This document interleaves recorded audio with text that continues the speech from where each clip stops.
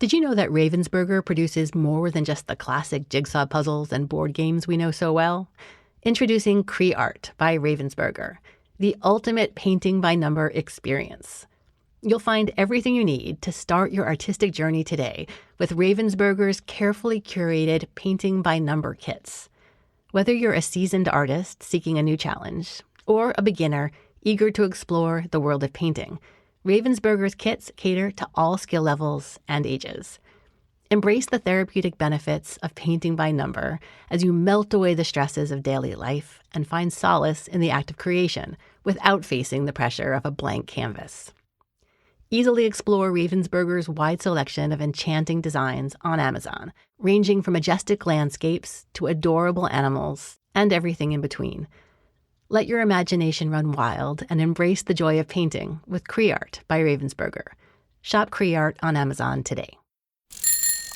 Hub and Spoke Audio Collective.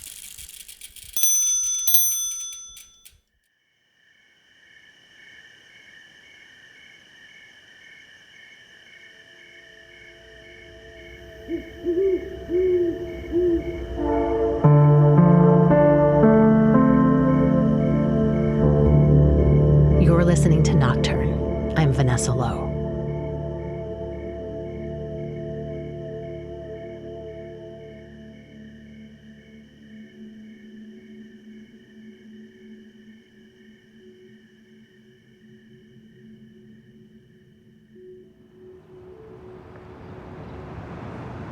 What's your relationship to night and the dark?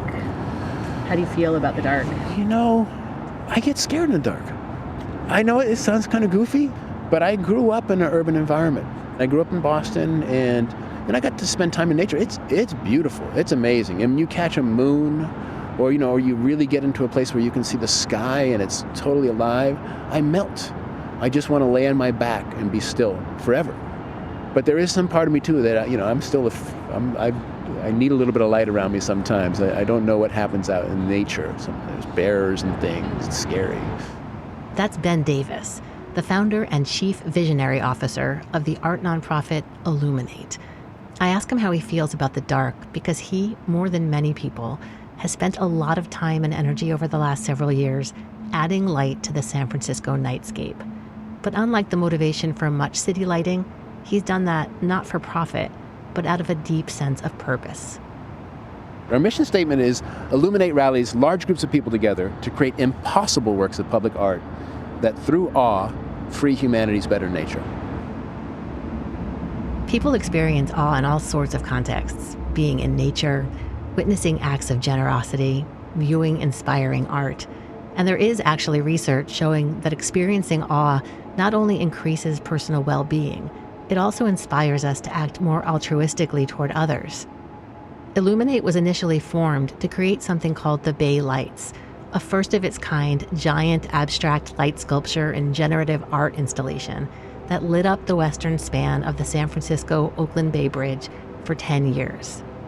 When the Bay Lights came on, there was something about it that just made you want to hold the hand of the person next to you. As if you were standing at the edge of the Grand Canyon and your breath was a little short, and someone walked up and you just grabbed their hand. It didn't make a difference what language they spoke, what age they were, what gender they were, what their religious orientation was, what their social status was.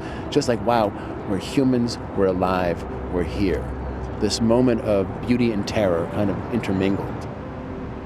The Bay Lights installation was a glowing, undulating artwork displayed nightly between dusk and dawn. Designed by artist Leo Villarreal, 25,000 white LEDs covered the north-facing cables on an almost 2-mile section of the bridge. The lights were controlled by a computer and programmed to change randomly, never repeating. The patterns moved in every direction and were inspired by the environment around the bridge, the weather, changing tides, traffic flowing underneath. Active from 2013 until about 6 months ago, countless people stood near the waterfront, right near where we are now, and watched mesmerized, maybe awestruck, as the first light installation of its kind gently rolled along the cables. Manifesting this project defied all the odds. It was born from Davis's deep love for this bridge and the city. Right now, we're sitting along the Embarcadero in San Francisco by Pier 14. which is a beautiful piece of infrastructure, goes at about 600 feet out into the middle of the bay. One of the most gorgeous views of the city, actually, out there. And behind me, I can hear the gentle murmur of the Bay Bridge. How do you feel when you see the Bay Bridge? I feel a strange sense of energy inside me. I have such a resonance with that, or maybe I'm in service to it in such a way that I'm a tool or a tuning fork for it. But I have a deep personal connection to that bridge that goes back now almost a couple of decades. Ben moved to San Francisco from Boston in the 1990s. He was the public information manager of the Boston Harbor Cleanup Project. When he moved to the Bay Area, he started a communications firm specializing in mega projects, like the Caltrans seismic retrofit of the San Francisco-Oakland Bay Bridge. So I knew a lot about the bridge, and when it was coming up on its 75th anniversary, I was trying to think, how could you let this bridge shine in the region's consciousness again? Because it was the first bridge in the bridgification of the Bay Area. When it opened on November 12, 1936, there were 4 days of regional celebrations. There were light shows going on. There were, commissioned symphonies and poems. And then 6 months later, the symmetrically perfect sister, with the beautiful skin to the north, the Golden Gate Bridge, opened, and the world's attention drifted north. It had 6 months of kind of its own glory. And then it fell into its 75 years of being the Cinderella Bridge, right? The second busiest bridge in America, grit and grime covered bridge. That if we thought about it all, it was with frustration that we had to get across it. And I just was thinking, how could you let this bridge shine in the region's consciousness again? I was at the ferry building early one morning, watching the farmers market wake up, having a cup of coffee, thinking about it, and the sun was dancing through the cables. And it hit me that it didn't have to be just a bridge, it could be a canvas of light. It's no coincidence that Davis had recently returned from Burning Man, a yearly festival in the desert known for its playful and irreverent displays of art and light. And when this vision came, the Bay Bridge as a canvas of light, it filled me with an energy that made me sweat, and I'm feeling it right now. I can feel my body temperature rise just around the arrival of this energy inside me. I sat there for 5 minutes finishing that cup of coffee, just looking at the bridge as the sun was coming up behind it and the sun was rising above it, just filled with kind of a wild, beautiful energy. But then I stood up, crumpled up my coffee cup and said, that's a crazy fucking idea to myself. But I stopped. Somebody's like, no, dude, it's not a crazy idea. It's that you're afraid of being judged crazy for having it. You're afraid of what it would actually take because you know how challenging this is. But you're probably uniquely suited to anyone in the world to at least try. The year before, we had won a Webby Award for Caltrans for the best website in government internationally. We had their creative trust. And so I said, what is the loving choice? The loving choice is you can feel the beauty. You can feel the beauty of this idea. And, it's kind of simple, man. I just wanted people to love this bridge like I do. The very next Monday, Davis was in a Caltrans communications team meeting, and he pitched the Bay Lights. The idea was that for the bridge's 75th anniversary, maybe it could outshine the Golden Gate Bridge for at least a little while. People loved the concept. Someone connected him to artist Leo Villarreal, who clicked with the project immediately. And somehow, the Bay Lights was moving quickly forward. And I never spoke to another artist about this project. It was divine. And he's the perfect person and artist to take this incredible challenge on. And my question to him was, Leo, you don't know me. There's no reason to believe this is possible. But if the Bay Bridge was your canvas, what would you do? Then he was already gone. This is a little tricky for me. When I've looked at the Bay Lights with its thousands of LEDs creating waves of glittering motion high up above the San Francisco Bay, I've been delighted. I love whimsical spectacles of public art for art's sake. And light in the darkness can feel joyful and inspiring. But it also made me nervous because I feel particularly attuned to how fast the darkness is disappearing. I decided to put my mixed feelings on a shelf and let myself be dazzled by the man who calls himself Chief Visionary. His passion is deep and contagious. His presentation bounces between evangelical and childlike delight. I have a strange brain in that I don't hold a lot of information in it. I was deeply insecure about it my whole life. I felt that everyone was smarter than me, and I think they may be, and that information would just indiscriminately stick in my brain, but big pieces would just rip a hole in it like a bird flying through a spider web. And I realized that I kind of have this spider web brain where I scurry around and can have to make sense of limited information. but I can see. I've learned to see with incomplete information the possibilities of things. And the thing that scared me my whole life about myself was my gift. The deficiency there created an overcompensation, I guess, in other areas where I truly don't know how I can see things, but I can say, oh yeah, that's possible.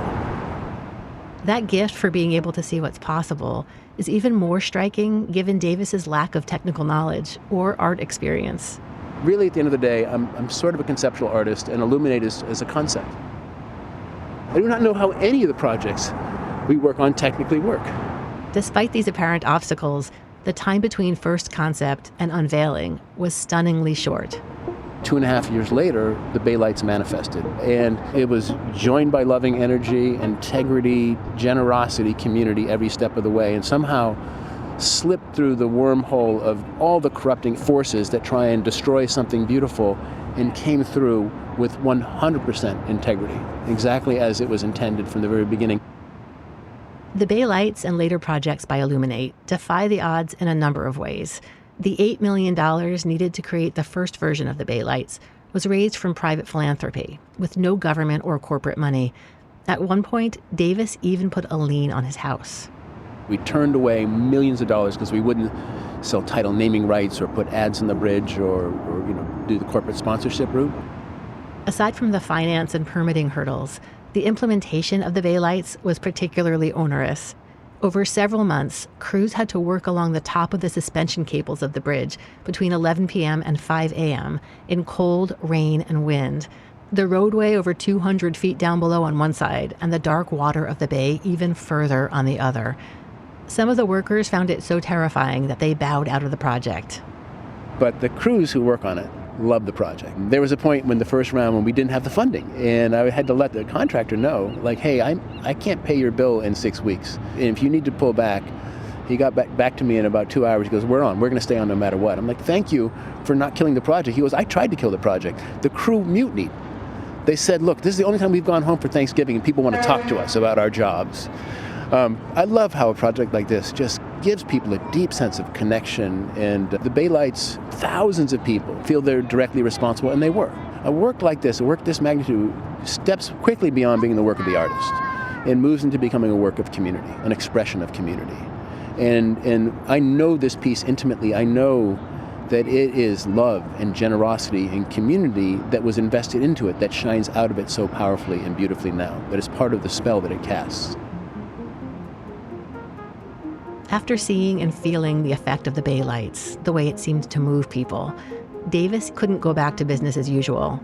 Other projects followed, including a light projection on the Conservatory of Flowers, colorful laser space cannons ascending into the sky from Sutro and Coit Towers and along Market Street, and a huge glowing pink triangle laid out on a hill above the city during Pride Month. Illuminate is the art nonprofit that was formed to make the Bay Lights a reality. So it was really just meant to receive funds for the Bay Lights so they could be tax exempt and so forth. But when the Bay Lights went live, we had high hopes, but they lit a path well beyond themselves. It went beyond just letting people see the Bay Bridge, which they could and they loved. And mission accomplished there. But more importantly, it transformed the energy of the city, and it also showed me, again, the power of people working together in a different way. For my 20 years of trying to get people to connect to the built environment, nothing created a stronger connection than this one gesture across the sky. While the organization's name is Illuminate, and most of the projects they've done around the city involve light, recent projects have expanded to include the Golden Mile, transforming JFK Drive, formerly a road for cars, into what Davis calls an urban oasis filled with art, music, and joy. Everything we're doing is connecting to a deeper story in the city. These are not trivial things. They're deeply thought through, and they have a purpose. Illuminate as a nonprofit is really not about light. We're about enlightenment, or bringing light to the space right around your heart, frankly. And so you'll see now, day and night in San Francisco, we reach more than 20 million people annually. That includes people who can, experience the Bay Lights in the evening. It includes people who are in Golden Gate Park cruising down the Golden Mile. Ben Davis himself seems somewhat dazzled and bewildered by his own ability to cut through red tape and turbocharge projects around San Francisco. It doesn't even make sense to me. It feels like a dream I'll wake up from. But I have access and momentum right now, and I want to stay deeply in service to the place that I live and I love.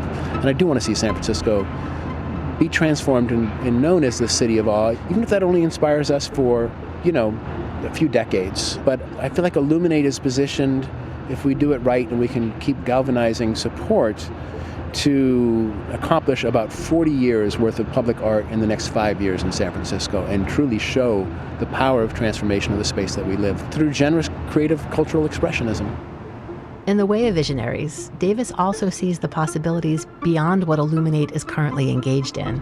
I often think of Illuminate as an environmental organization, a climate change organization. I don't talk about it too much because it's kind of a stretch, but not for me. What we really do is we take a system that's designed to say no, and we work with people inside the system to deconstruct and reconstruct permissions pretty quickly so that we can say yes to good ideas. We take technology and apply it in ways people hadn't imagined. So in the case of the Bay Bridge, we know how to put a lot of pixels into a small screen, but have we ever distributed them 500 feet into the sky, 1.8 miles across the bay, in the middle of the bay on the side of a bridge? And that was challenging. No one had ever done that before. But that's exactly the muscle we need to be flexing and stretching and growing if we're going to figure out how to deal with the reality of climate change under the time frame that we have to deal with it. So I do think that there's a higher purpose to the exercise that we were putting ourselves and others through. And the reality with Illuminate is we don't have a big checkbook. We don't have a cudgel to punish people. We can't reward or punish or do anything other than inspire. So this is really an inspiration organization. Everything we do is through an act of inspiration. We ask a bureaucrat to take on 10 inches of paperwork for no extra pay. We ask a philanthropist to support this project without a whole lot of recognition.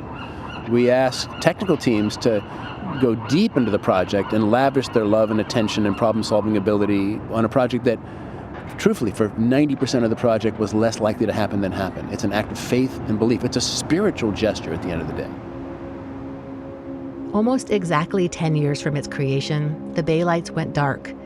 It was originally meant to be a 2-year temporary installation, and at the end of that time, the off-the-shelf components were failing pretty badly due to harsh conditions including salt water, wind, and constant vibration.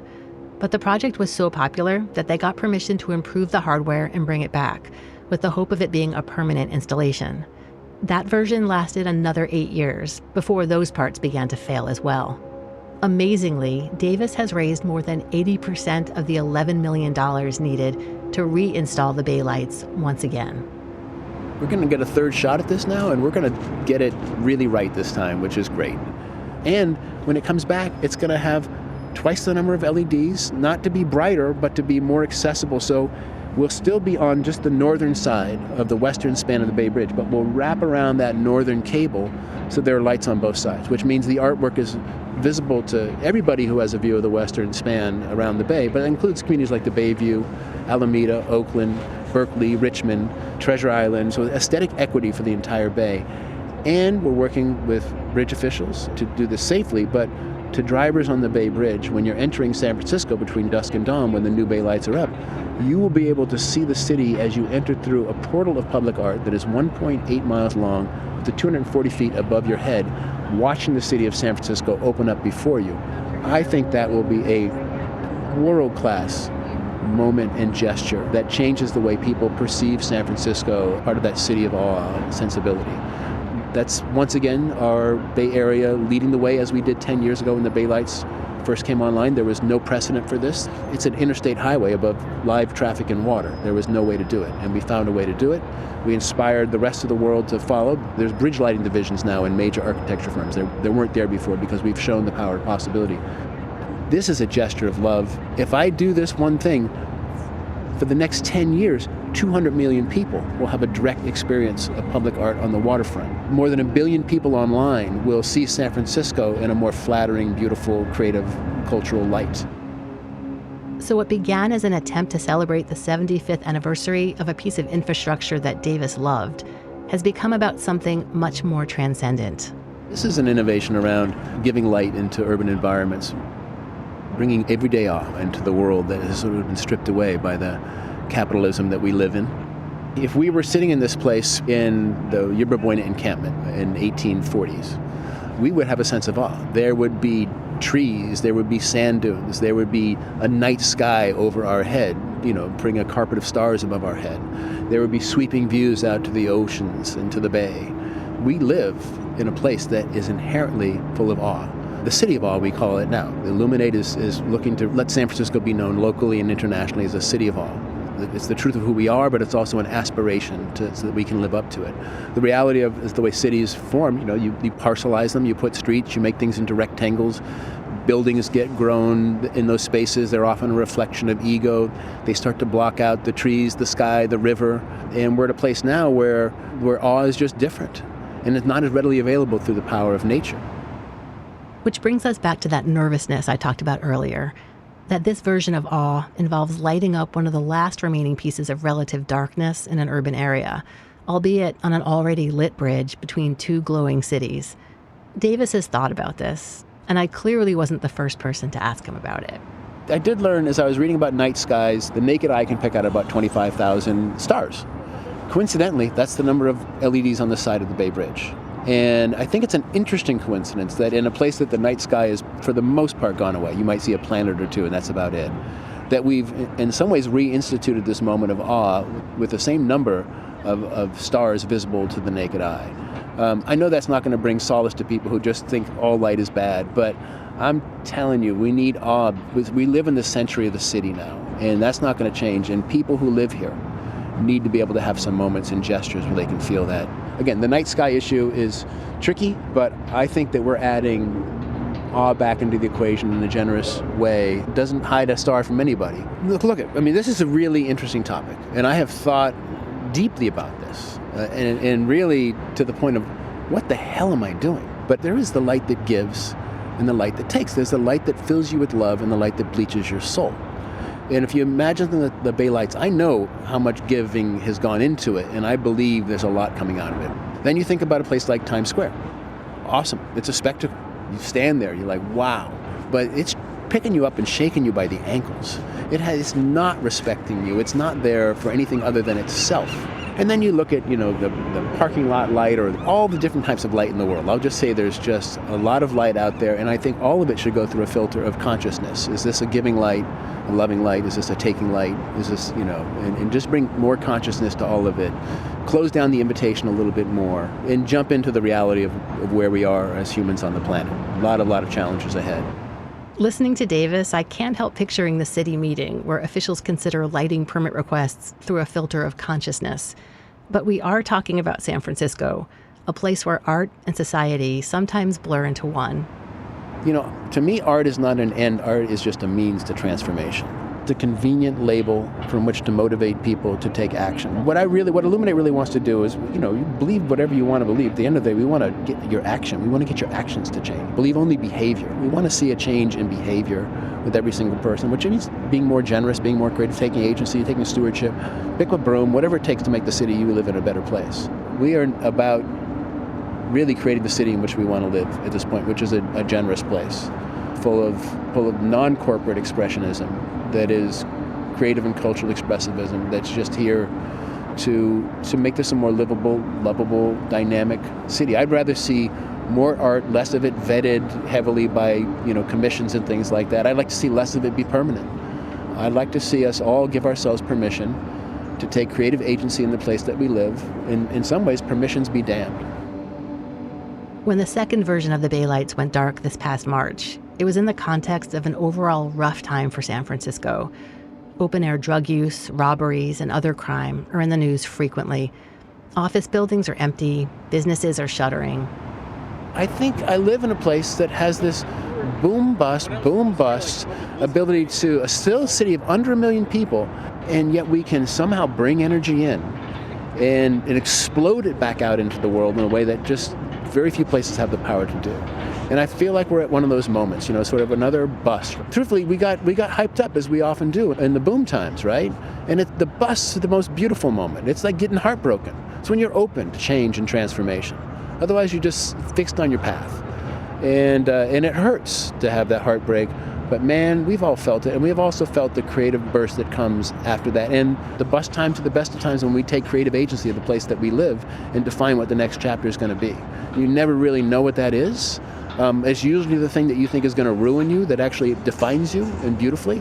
Whether it's the gold rush, or the Barbary Coast, or the labor movement, or the Beats, or the queers, the hippies, or the coders, or whatever it's going to be that's supposed to be destroying us next, or the immigrants, or anything else, right? And I kind of love that about this city, that we have spasms, but we absorb, and that becomes part of the DNA. And I do believe that there's a next thing coming. There's a San Francisco just below the surface of the current San Francisco that is rumbling to break free. I don't disagree. That energy is why I live in the San Francisco Bay Area. Still, I don't know how I feel about equating artificial light with awe. But I like Davis's distinction between light that gives and light that takes, and finding the balance between the two. Also, I do agree with him that we're in the age of the city, and cities are never going to have dark skies. It would be great if they were lit in such a way that you could have dark skies nearby, but that's another episode. In the meantime, I am looking forward to the Bay Lights returning, with their glittering, shimmering, lit-up magic in the dark. Because who doesn't like beauty? Who doesn't want awe? Wherever you can find it. I just want to see everybody get excited about making transformation, not around light, and it's not about art. It is about bringing beauty into our world. This is a beautification effort. Just if you make your place where you live more beautiful, it's going to have a daily benefit into your life, and it's going to start to create a momentum where there's a lot more of that happening around us. San Francisco has so much beauty already. It already is a city of awe, but it's also nice to aspire to that is what we should be thinking about all the time with every single gesture that we make, to create a more generous, a more connected, a more creative world. So if you want to understand how to change the world, change the place that you live. My job is not to change the world. My job is to inspire San Francisco to change itself, and so that we can become an inspiration for the world around us. Those are my boundaries. This is my canvas. This is my honor, my life's journey here in this city. Woo! Totally got pretty open. Thank you. I really feel it. Thank you. It's an honor to be in service this way.